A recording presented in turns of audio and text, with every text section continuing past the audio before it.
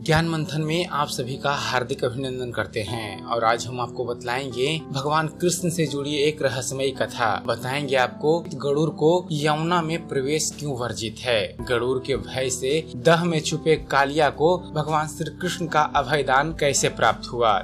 दोस्तों, कालिया नाग पनग जाति का नाग था। वह नागों की माता कद्रु और कश्यप का पुत्र था। कालिया पहले रमन द्वीप में निवास करता था, किंतु पक्षीराज गरुड़ से उसकी शत्रुता हो गई, तो अपनी जान बचाने के लिए वह यमुना नदी के कुंड में आकर रहने लगा था। दरअसल जब गरुड़ नागों का संहार करने लगे तो गरुड़ और नागों के बीच एक समझौता हुआ कि गरुड़ को प्रत्येक माह में अमावस्या के दिन एक नियत वृक्ष के नीचे सर्प गरुड़ के आहार के लिए दिया जाएगा। सभी सर्प जाति इस नियम का पालन कर रही थी। कालिया नाग को अपने विष और बल पर बड़ा घमंड था। उसने नागों की स्थापित परंपरा को ठुकरा दिया। उसने गरुड़ के लिए गरुड़ की बलि को स्वयं ही खा लिया। सर्प और नाग जाति इससे बड़ी क्रुद्ध हुई, क्योंकि कालिया नाग उनके वंश का होकर ही उन्हीं के वंश के लोगों को खा रहा था। उन लोगों को गरुड़ के क्रोध का भी भय था। नागों ने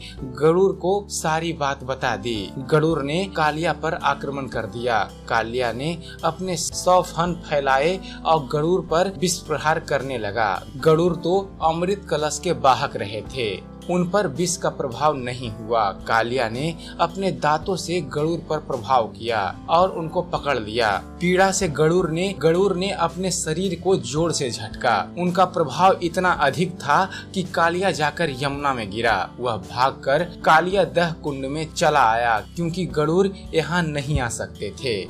यमुना जी का यह कुंड गरुड़ के लिए सौंभरी ऋषि के श्राप के कारण प्रवेश से वर्जित था। दोस्तों, यमुना जी में गरुड़ का प्रवेश क्यों निषेध है, इसकी कथा कुछ इस प्रकार है। दोस्तों, एक बार गरुड़ को बहुत भूख लगी थी। वह इसे बर्दाश्त नहीं कर पा रहे थे। गरुड़ की नजर एक मछली पर पड़ी। सौंभरी मुनि वहीं स्नान कर रहे थे। मछली ने सौंभरी मुनि से सहायता मांगी। सौंभरी ने गरुड़ से कहा कि हो सके तो इस शरणागत मत्स्य को मत खाइए, लेकिन गरुड़ से भूख सहन नहीं हुई। उन्होंने मना करने पर भी उस मछली को खा लिया। महर्षि सौंभरी क्रोधित हो गए। उन्होंने गरुड़ को श्राप दे दिया, यदि गरुड़ आप फिर कभी इस कुंड में घुसकर मछलियों को खाएंगे तो उसी क्षण आपकी मृत्यु हो जाएगी। तब से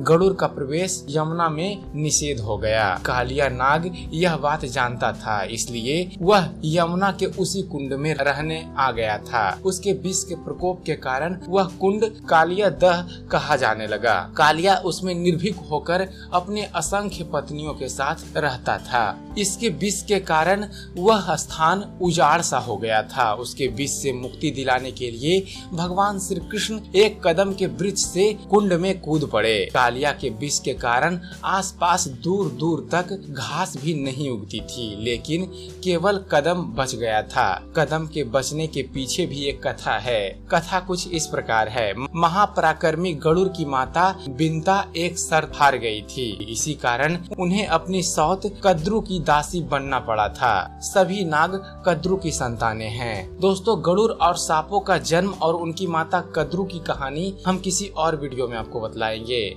फिलहाल अभी इस कहानी पे आगे बढ़ते हैं। माता को दास्ता से मुक्त कराने के लिए गरुड़ देवलोक से अमृत का कलश लेकर चले। वह उसी कदम के वृक्ष के ऊपर कुछ देर के लिए विश्राम करने के लिए बैठे थे। जब गरुड़ जी कदम के वृक्ष पर अमृत का कलश लिए हुए बैठे तो अमृत की कुछ छींटें उस कदम के वृक्ष पर भी पड़ गई थी, जिससे यह कदम का वृक्ष अमर हो गया था। भगवान श्री कृष्ण ने कालिया का मान गर्दन किया और उसे यहाँ से वापस रमणीक द्वीप पर जाने का आदेश दिया। प्रभु ने कहा कि गरुड़ जी को तुम्हारे मस्तक पर बने मेरे चरण चिन्ह दिखेंगे तो वह तुम्हें कोई अहित नहीं करेंगे। तुम निर्भीक होकर अपने लोक में रहो। प्रसन्न होकर कालिया और उसकी पत्नियों ने भगवान श्री कृष्ण को दिव्य माला, वस्त्र, आभूषण और बहुमूल्य मणि से श्रृंगार किया। फिर उत्तम गंध आदि से उनकी आरती की। कालिया नाग यमुना को त्याग कर चला गया।